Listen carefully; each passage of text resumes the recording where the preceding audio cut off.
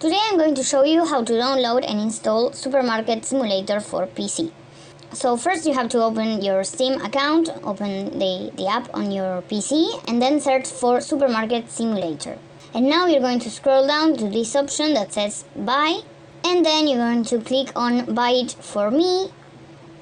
It will ask you to select your paying method, and once you've done that, it will ask you to accept the terms and conditions of Steam, and then you just click on buy, and once it's done processing the payment, it will show you this screen that says thank you for your purchase.